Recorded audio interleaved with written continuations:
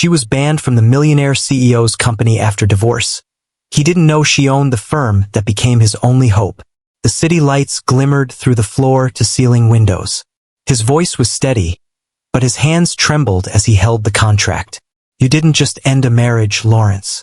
You ended meaning, and now you're searching for it again. She stood across from him, calm, composed, her eyes carrying the weight of years he could never take back. Margaret, She raised her hand gently, stopping him mid-sentence. Don't apologize now. Not because you've seen my name on a contract. Not because you need me. You had your moment to choose me. You chose the empire instead. His jaw tightened. He looked away, then back at her. I didn't know. I didn't know it was you. All this time I thought that I disappeared, that I broke, that I became nothing without your name attached to mine. Her voice was soft, but every word landed like truth he'd been running from. I became everything I was always capable of being. You just never believed I could do it without you. He exhaled slowly, his shoulders sagging under the weight of realization. You saved my company. She smiled, faint and bittersweet. No, Lawrence. I saved my own integrity. Your company was just in the way. 5 years earlier, none of this seemed possible. 5 years earlier, they were building dreams together, not walls. New York, present day. The fall of Kingsley Holdings. The glass-walled conference room stretched wide, cold and pristine. Lawrence Kingsley sat at the head of the table, his tailored suit sharp enough to cut through silence. Outside, the Manhattan skyline shimmered in late afternoon light. Inside, the air was suffocating. He flipped through the confidential report in front of him, his eyes scanning the numbers with mechanical precision. His chief financial officer, Richard, stood near the window, arms crossed, jaw tight. We're hemorrhaging clients, Lawrence. 3 major accounts pulled out this quarter. Our creative campaigns aren't resonating anymore. The board is asking questions. Lawrence didn't look up. Then give them answers. Richard's voice hardened. The answer is that we need a creative overhaul, a rebrand, and the only firm capable of pulling that off in time is Luminar Creative Group. Lawrence's fingers paused on the page. Luminar. Richard nodded. They've turned around 4 Fortune 500 companies in the last 2 years. Ethical branding, humanized marketing, everything we've been missing. Lawrence leaned back in his chair, his eyes drifting toward the window. His reflection stared back at him, blurred against the city he'd conquered. Powerful, successful, hollow. Set up the meeting. Richard hesitated. There's one thing. Luminar is notoriously selective. They don't work with just anyone. They vet their clients based on values alignment. Lawrence's lips curved into a cold smile. Everyone has a price, Richard. Richard left the room without another word. Lawrence sat alone, staring at the skyline that no longer felt like his. Something was missing. He couldn't name it, but he felt it. Every day, every deal, every victory that tasted like dust. 5 years earlier, the spark. The gallery was buzzing with voices, clinking glasses, and the hum of admiration. Abstract art lined the walls, bold strokes of color against white canvas. Lawrence Kingsley moved through the crowd with practiced ease, shaking hands, smiling politely, checking his watch. He didn't care about art. He was here because his publicist said it was good optics. Young CEO supports the arts. Played well in magazines. Then he saw her. She stood in front of a massive canvas, head tilted slightly, lips curved in quiet thought. Her dress was simple, deep emerald green. No jewelry except a slim gold bracelet. She wasn't trying to be noticed, but she was. Lawrence found himself walking toward her before he decided to. What do you see? She didn't turn immediately. Her eyes stayed on the painting. A war between control and chaos. The artist wants order, but the paint refuses. So they compromise. That's where the beauty lives. She turned to face him, and her eyes were sharp, warm, unimpressed by his expensive suit. And you? What do you see, Mr. Kingsley? Lawrence Kingsley. Recognition flickered across her face. But not awe, just awareness. The man who builds empires out of numbers. He smiled. Guilty. And you are? Margaret Caldwell. I build meaning out of color. He chuckled softly. That sounds poetic. Is it profitable? She raised an eyebrow. Is profit the only measure of value? Lawrence paused. Most people laughed at his jokes, agreed with his opinions, mirrored his energy. She didn't. In my world, yes. Then your world is smaller than you think. She turned back to the painting, dismissing him without malice. Just truth. He should have walked away. But he didn't.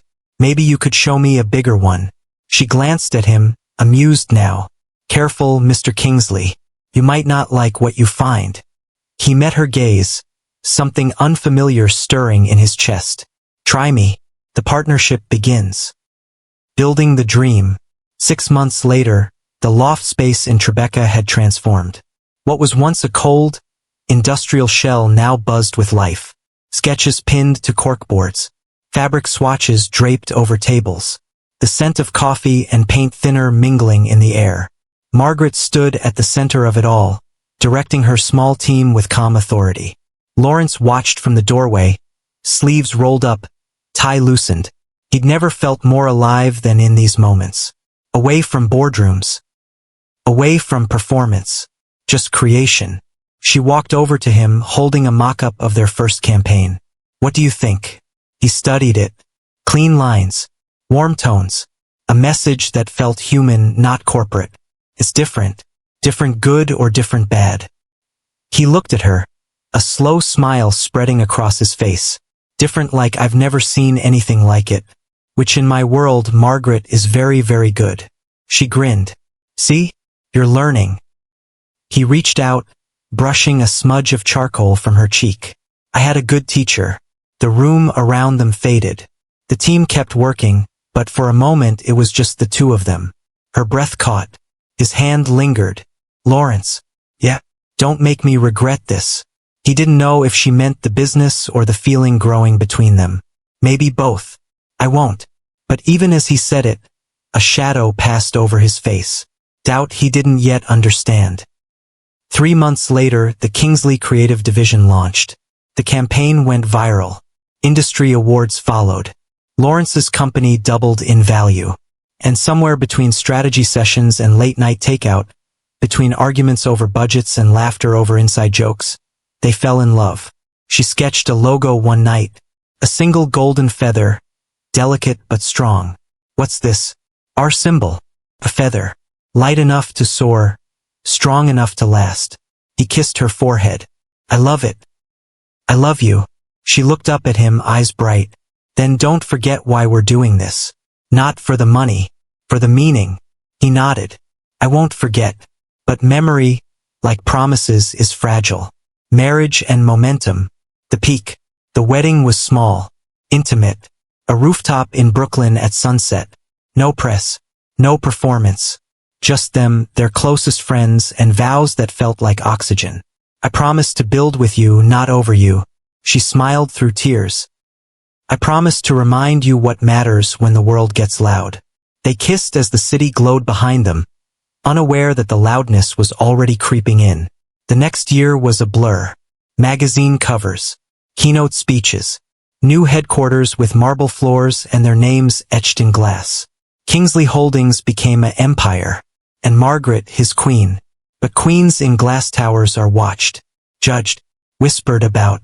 The board meetings grew tense. Lawrence's advisors, men in gray suits with gray hearts, began circling. She's brilliant, Lawrence, but she's your wife. There's a conflict of interest. She built half this company, which is exactly why it's complicated. Shareholders are asking questions. Is this a business or a marriage? It's both. And it works. For now. But what happens when it doesn't? Lawrence left the meeting angry. But the seed was planted. Doubt grew roots. At home, Margaret noticed the distance. You're quiet. Just tired. Liar. He looked at her, guilt flickering across his face. The board wants me to separate business from personal. We are the business, Lawrence. We built this together. I know. But do you believe it? Silence. She stood, her heart cracking in slow motion. When you figure out your answer, let me know.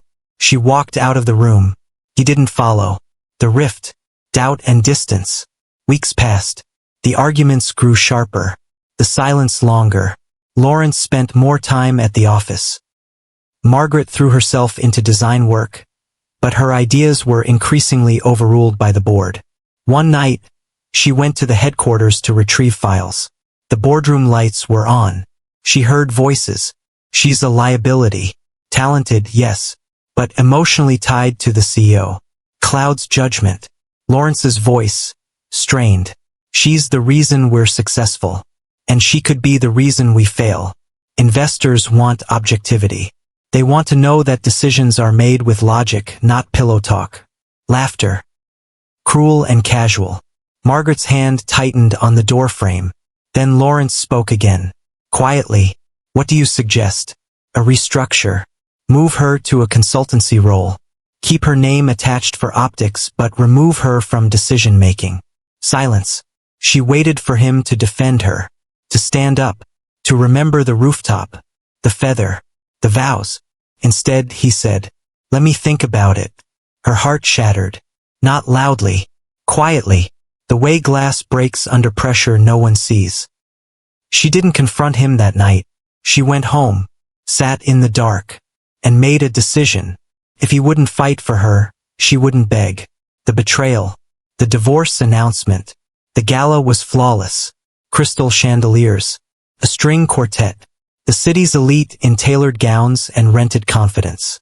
Kingsley Holdings was celebrating a new acquisition. The press was everywhere. Margaret stood beside Lawrence, smiling for cameras, playing the part. She didn't know what was coming. He hadn't told her. The speech began. Lawrence took the stage confident and composed. Tonight we celebrate growth, evolution, and with that comes difficult but necessary decisions. Margaret's stomach twisted. After much reflection, my wife Margaret and I have decided to part ways. Amicably, respectfully. We'll continue to support each other's endeavors, but as individuals, not partners. The room erupted in whispers. Cameras flashed. Margaret stood frozen, her champagne glass trembling in her hand.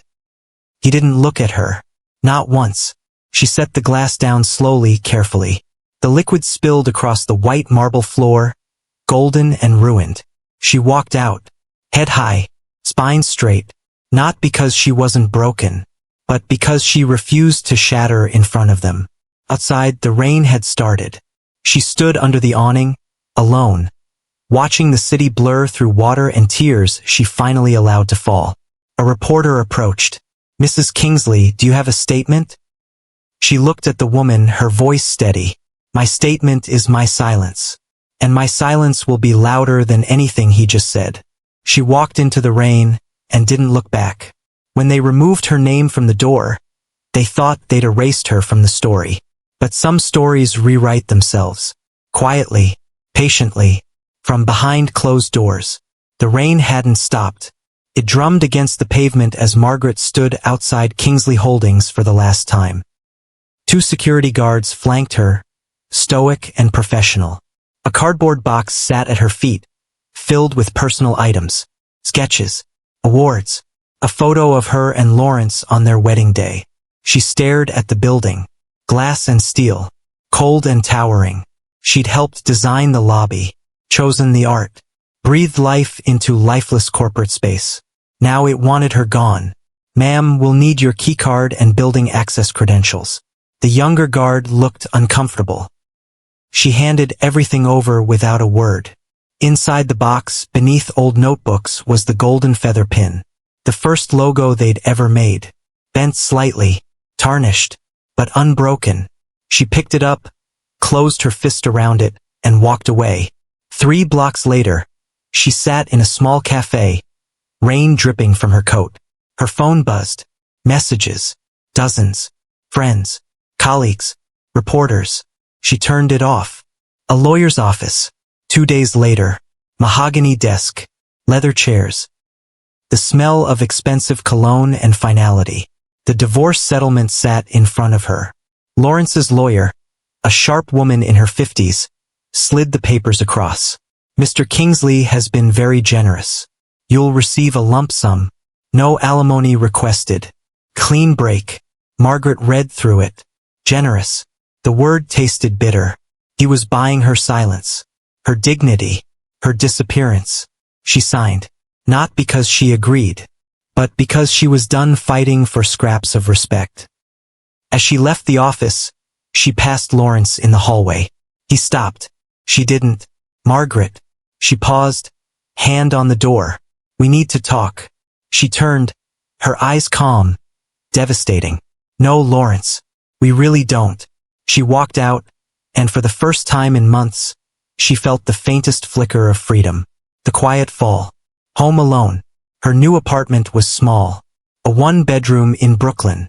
Bare walls. Minimal furniture. It was the opposite of everything she'd known. No skyline views. No marble countertops. Just silence. She unpacked slowly. Her sketchbooks. Her charcoals. The golden feather pin, which she placed on the windowsill. For days she barely moved. She applied for freelance design jobs under her maiden name. Most ignored her. A few replied with polite rejections. Your portfolio is impressive, but we're looking for someone with recent commercial experience. She wanted to laugh. She'd built campaigns that made millions. But without Lawrence's name attached, she was invisible again. One night, she saw a news segment on her laptop. Lawrence at a conference. Smiling. Successful. Expanding globally. The camera loved him. The world loved him. She closed the laptop. Her hands didn't shake. Her eyes didn't fill with tears. Something harder had taken root. She opened a blank sketchbook and began to draw. Not for him. Not for approval. For herself. The lines were sharper than before. The colors bolder. Angrier. More honest. She drew until sunrise. And when she finally stopped, she realized something. She wasn't broken. She was unfinished. And unfinished meant there was still something to build. Spark of reinvention.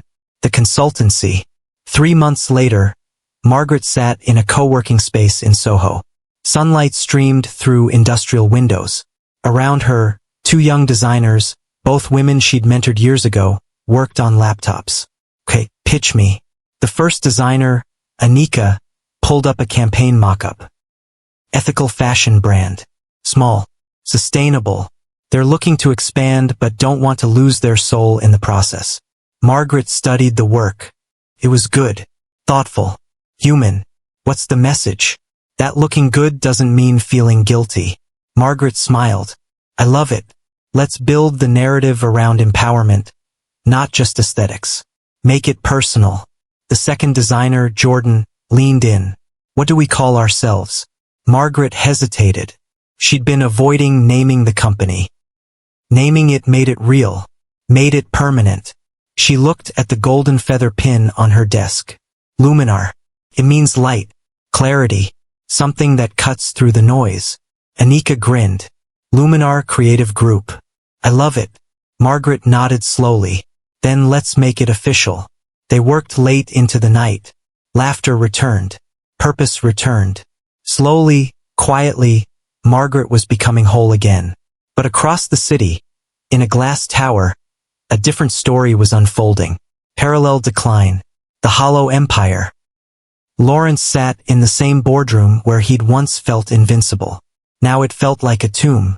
Richard stood at the screen, projecting quarterly reports. The numbers were bad. Worse than bad. We've lost 6 major clients in 8 months. Our campaigns aren't connecting. Focus groups say our messaging feels empty. Lawrence's jaw tightened. Then hire better creatives. We've tried. We've gone through 4 creative directors since Margaret left. None of them last. None of them deliver. Don't say her name. The room went silent. Lawrence rubbed his temples. What do we need to turn this around? Richard exhaled. A rebrand. A complete creative overhaul. Something that makes people feel again. We've become the very thing we used to disrupt. Corporate. Soulless. Boring. Lawrence stared at the skyline. He used to see possibility. Now he saw reflection. A man in a suit. Powerful. Alone. Find someone who can fix this. We have. Luminar Creative Group. Lawrence looked up sharply. Never heard of them. That's because they're selective. Boutique. They only work with brands that align with their values. But their track record is flawless. Set up a meeting. Richard hesitated. There's a catch. They don't take just anyone. They vet their clients. Reputation. Ethics. Vision. If they don't believe in you, they won't work with you. Lawrence's eyes narrowed. Everyone has a price. Richard didn't respond. But he thought not everyone. Unknowing intersection. The pitch. Luminar's office was bright. Warm wood. Plants. Art on every wall. It felt like the opposite of Kingsley Holdings. Margaret sat at her desk, reviewing a contract her assistant had forwarded. They're asking for a pitch meeting. Big corporate client. They didn't disclose the name yet, but the intermediary says it's urgent. High stakes. High visibility. Anika looked up from her laptop. Do we want high visibility? We've been doing great staying under the radar. Margaret considered. Growth means risk. If we want to scale our impact, we have to take bigger clients. But we vet them first. No exceptions. Jordan nodded. Agreed. What's the industry? Corporate branding. They're facing a reputation crisis. Margaret's instincts prickled.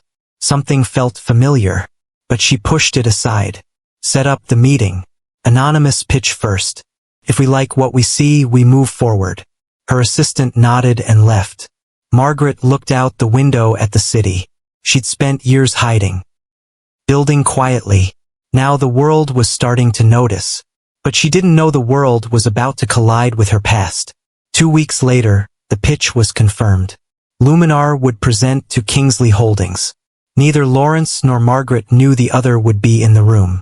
Fate has a cruel habit of circling back. Especially when truth hides behind logos and glass walls. The meeting. Worlds collide. The Kingsley Holdings boardroom looked exactly as Margaret remembered. Glass walls. Marble floors. The faint hum of controlled air. She stood near the presentation screen, calm and composed, her team beside her. Anika whispered, "You good?" Margaret nodded. "Always," but her pulse was louder than her voice. The intermediary had confirmed the client. Kingsley Holdings. She'd known for 3 days. 3 days to prepare. To decide whether to cancel or to walk in with her head high. She chose the latter. Richard entered first. "Good morning. Thank you for coming. Mr. Kingsley will join us shortly. He's just wrapping up another meeting." Margaret's fingers tightened on her portfolio. Of course, minutes felt like hours. Then the elevator doors opened. Lawrence stepped out. He was mid-sentence, talking to his assistant, barely glancing up until he reached the conference room threshold. Then he saw her. His entire body froze. The assistant kept talking. Richard gestured toward the table. But Lawrence heard nothing. Margaret met his gaze. Steady. Unshaken. "Mr. Kingsley, thank you for having us. Shall we begin?" Her voice was professional. Polite. As if they were strangers. Lawrence's throat worked. He recovered. Barely. "Yes, of course. Please." He sat. She stood. The power dynamic had shifted, and everyone in the room felt it. Margaret advanced the first slide. Clean design. Bold messaging. Human-centered strategy. Kingsley Holdings has a perception problem. Your campaigns feel transactional. Customers don't trust you. Employees don't believe in you. And competitors are capitalizing on your lack of authenticity. Richard winced. Lawrence's jaw tightened. She continued, "But perception can change. If you're willing to do the work. Not surface work. Real transformation. That starts with leadership." Her eyes flicked to Lawrence. "It starts with integrity." The word landed like a stone. Anika took over, walking through case studies, metrics, testimonials. The presentation was flawless. When it ended, silence filled the room. Richard spoke first. "This is exactly what we need. When can you start?" Margaret didn't answer immediately. She looked at Lawrence. We'll need to discuss terms. And values alignment. We don't work with every client. We work with clients we believe in. Lawrence finally spoke. And do you believe in us? The question hung in the air. Loaded. Personal. Margaret's lips curved into something not quite a smile. I believe in second chances, Mr. Kingsley. But only for those willing to earn them. She closed her portfolio. We'll be in touch. And she walked out, her team following. Lawrence sat alone in the boardroom long after they left, staring at the space where she'd stood. Richard cleared his throat. She's good. Lawrence's voice was barely a whisper. She always was. Private conversation. Confrontation. 3 hours later, Margaret stood in her office, staring at her phone. Lawrence's name lit up the screen. She let it ring. Once, twice, 3 times. Then she answered. Yes. His voice was tight. We need to talk. Not about the pitch. About us. There is no us, Lawrence. Margaret, please. She closed her eyes. Exhaled slowly. Where? My office. Tonight. After hours. No audience. She should have said no. Should have kept the distance she'd built so carefully. But something in his voice, raw and unguarded, made her pause. 9 o'clock. I'll give you 20 minutes. She hung up before he could respond. That night, the Kingsley Holdings building was nearly empty. Security nodded her through.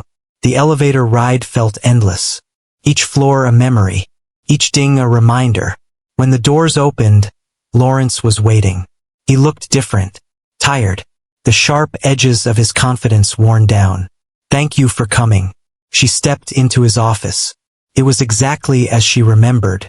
Floor-to-ceiling windows. The skyline stretched out like a kingdom. But the man standing in it looked smaller than she remembered. You said 20 minutes. I suggest you use them wisely. He nodded, running a hand through his hair. I didn't know it was you. Luminar. I didn't know you owned it. Would it have mattered? Yes. She laughed softly, bitterly. Liar. Margaret. You didn't know because you never looked. You assumed I disappeared. That I became nothing without your name attached to mine. Admit it. His silence was answer enough. She walked toward the window, looking out at the city she'd once called home. You want to know what the last 5 years were like, Lawrence? I'll tell you. I was erased. Blacklisted. No one would hire me because they thought I'd stolen your ideas. That I was just the wife. The pretty face behind the genius. That's not true, isn't it? She turned to face him. You stood on a stage and ended our marriage without warning. You let your board convince you I was a liability. You chose this empire over the person who helped you build it. Her voice didn't rise, didn't break. That made it worse. I was wrong. She waited. I was terrified.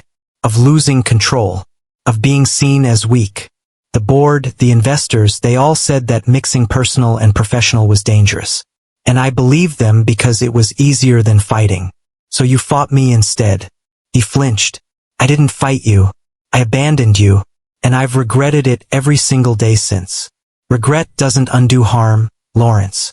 I know. He stepped closer. But I need you to know something. This company, all of this, it's hollow. It's been hollow since you left. I've tried to fill it with deals, acquisitions, growth. But nothing works. Because the soul of this place was never the buildings or the brand. It was you. She shook her head slowly. You didn't just end a marriage, Lawrence. You ended meaning. And now you're searching for it again. But you can't buy it back. Not with contracts. Not with apologies. Not with nostalgia. Her eyes were calm, devastatingly clear. I'm not the same woman you married. And you're not the man I thought you were. Who are you now? She smiled faintly. Someone who doesn't need your validation to know her worth. Silence settled between them. Heavy. Final. Lawrence's voice was barely audible. I still love you. Margaret's expression didn't change. Love isn't enough when respect is missing. You taught me that. She walked toward the door, then paused. I'll consider the contract. Not for you. For the people who work here who deserve better leadership. But if we do this, it's purely professional. You'll meet our terms. You'll do the work. And you'll stop pretending you're the victim in the story. She left. Lawrence stood alone in his office, the skyline glittering behind him. A king in an empty castle. The discovery. The hidden connection. 2 days later, Lawrence sat in his private research office, a room few people knew existed. Legal documents, financial records, and background reports covered his desk. He couldn't stop thinking about her words, her calm, her control, how she'd walked into his boardroom like she owned it. Then a thought struck him. What if she did? He pulled up Luminar Creative Group's corporate filings. The company was privately held. No public investors. Ownership listed under a trust. The Caldwell Foundation Trust. His heart stopped. He cross-referenced. Articles of incorporation. Board members. Financial history. Luminar wasn't just a boutique firm. It was growing. Rapidly. Quietly. They turned around 4 Fortune 500 companies in 2 years. Campaigns that prioritized ethics over profit.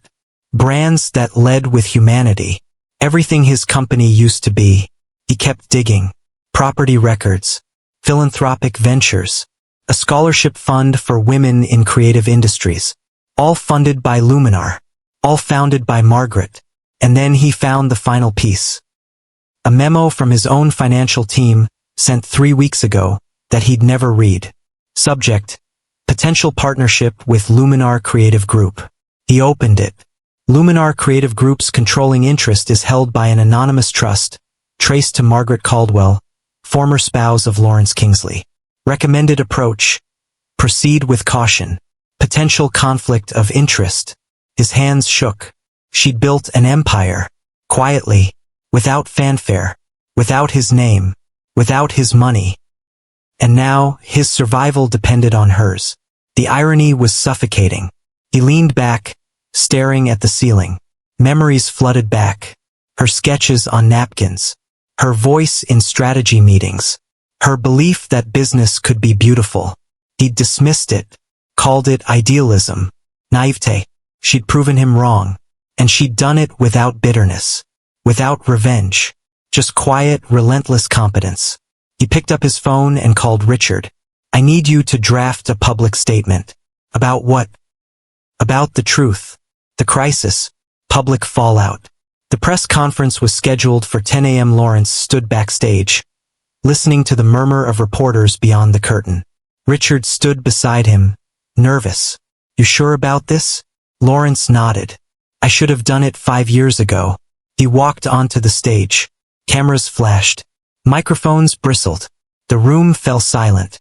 Good morning. I'm here to address recent speculation about Kingsley Holdings' partnership with Luminar Creative Group. He paused, meeting the eyes of reporters. For those who don't know, Luminar is led by Margaret Caldwell, my ex-wife.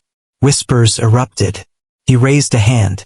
I didn't know this when we first approached them. But I know now, and I want to make something clear.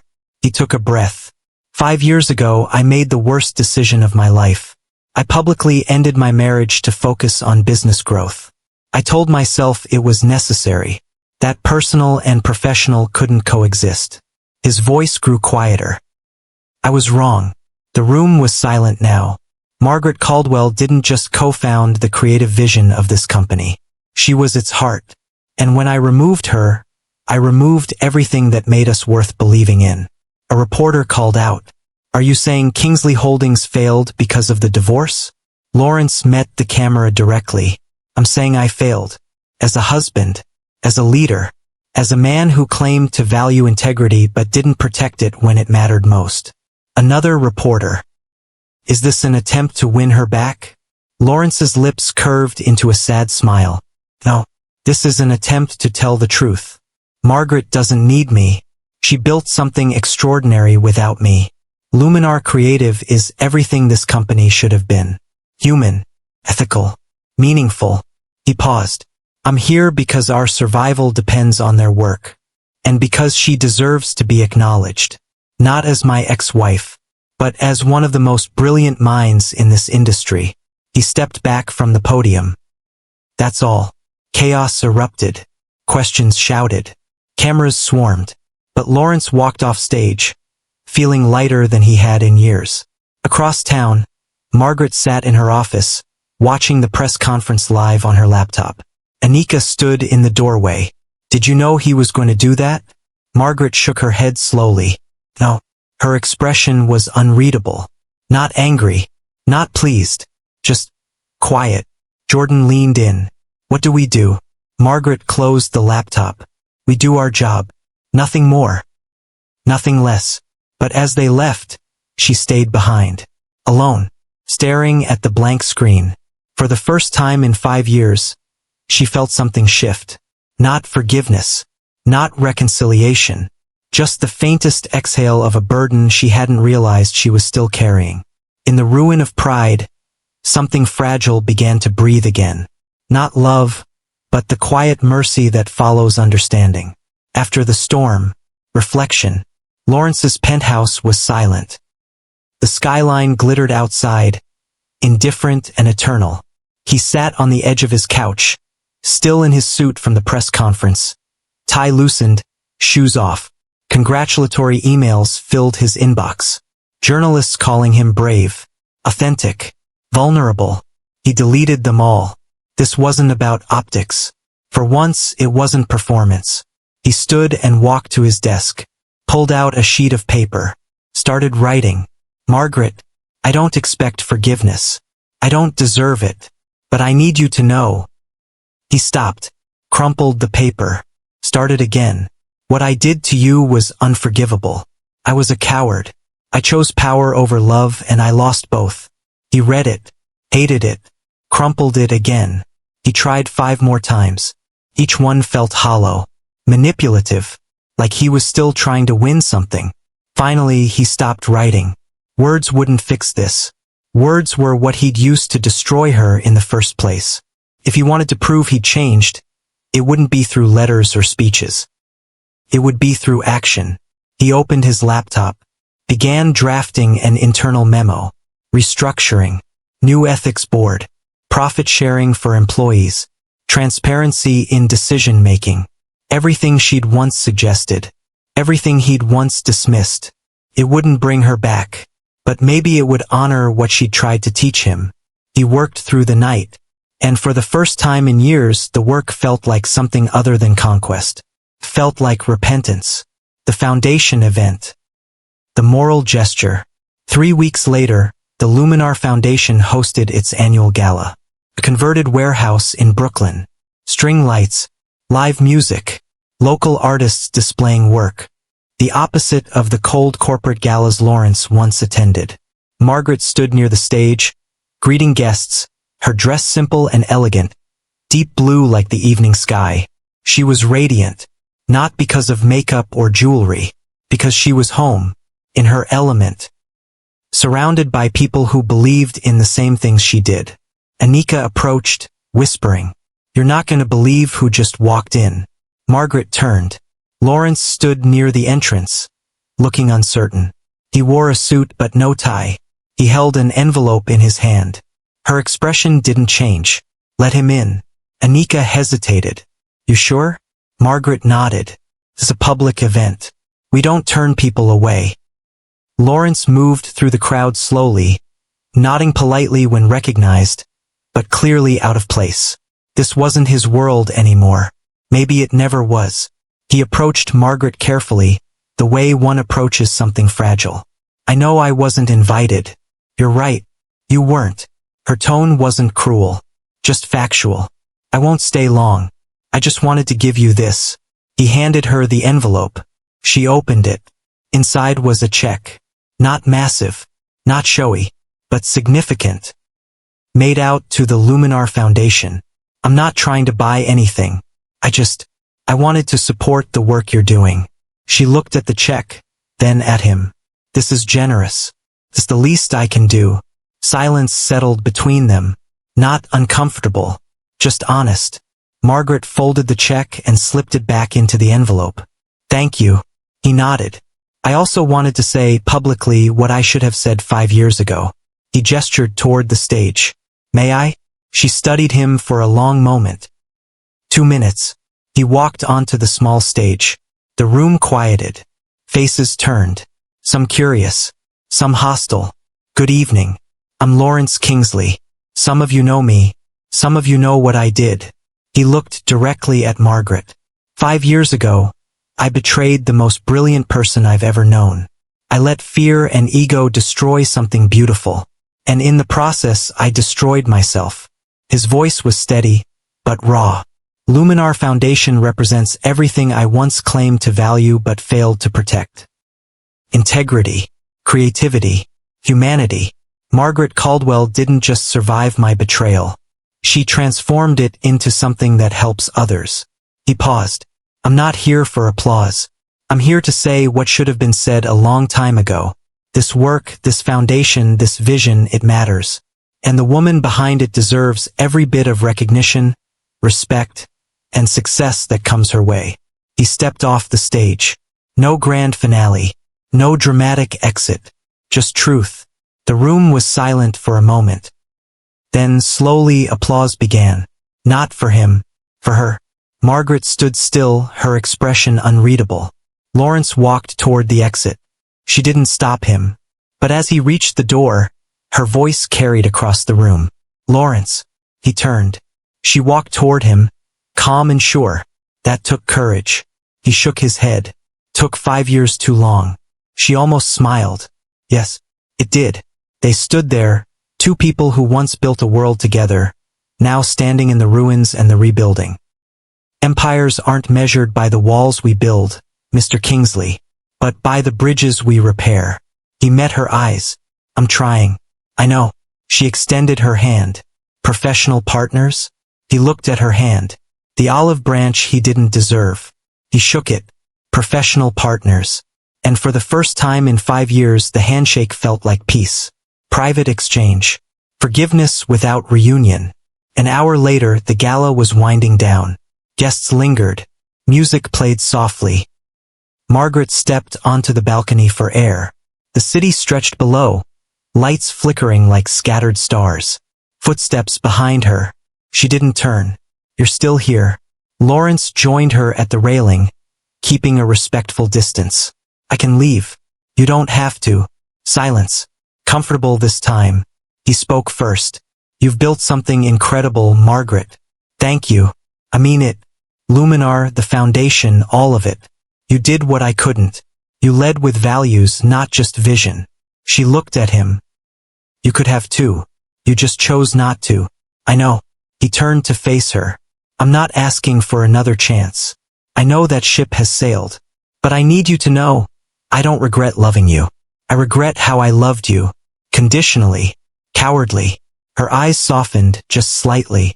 I don't regret loving you either, Lawrence. I regret not loving myself enough to walk away sooner. He nodded, the truth landing heavy. Do you hate me? She considered the question. No, I did for a while. But hate takes energy I needed for other things. So I let it go. Not for you. For me. That's more than I deserve. Probably. She smiled faintly. But forgiveness isn't about deserve. It's about release. And I'm finally free. Lawrence's throat tightened. I'm happy for you. Truly. I believe you. She looked back at the city. We were good once. We built something beautiful.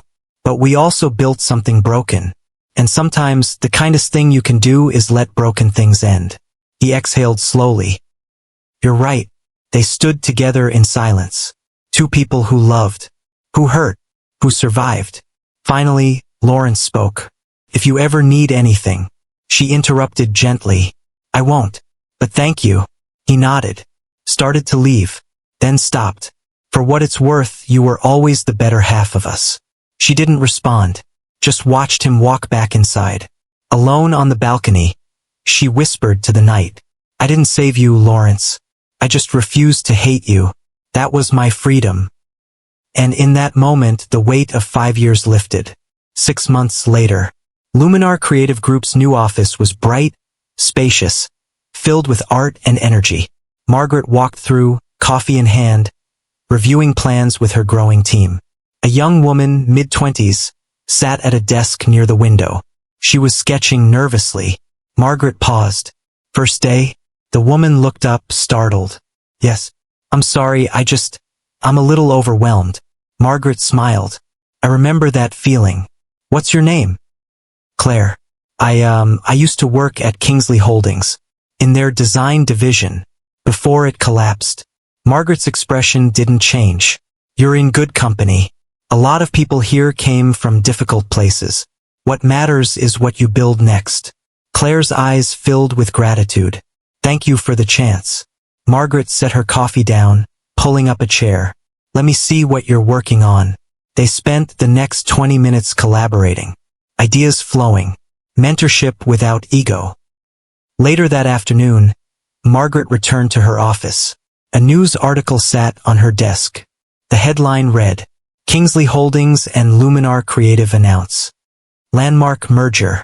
New human-centered business model sets industry standard. She read it without emotion. The merger had been carefully negotiated. Equal partnership. Shared governance. Lawrence had stepped back from day-to-day operations, focusing on ethical investments. It wasn't reconciliation. It was evolution. She signed the final merger documents.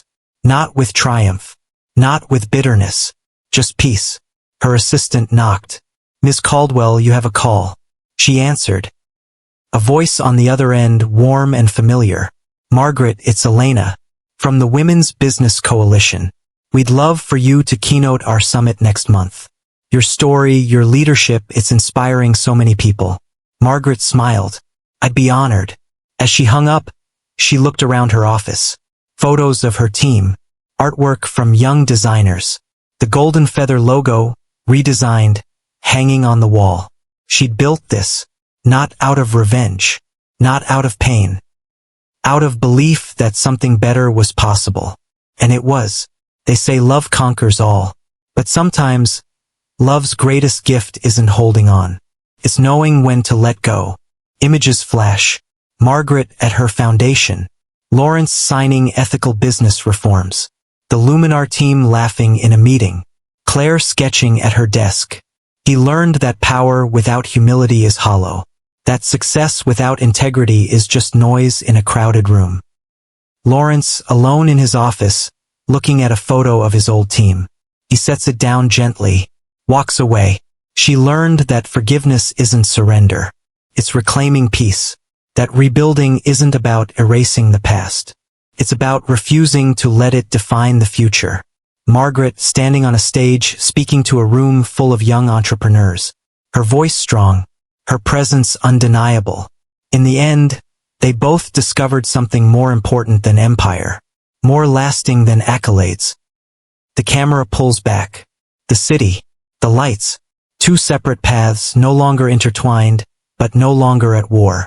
They discovered that sometimes the greatest love story isn't about finding your way back to each other.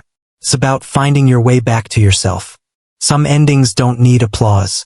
Just understanding. Mr. Ellington love lines.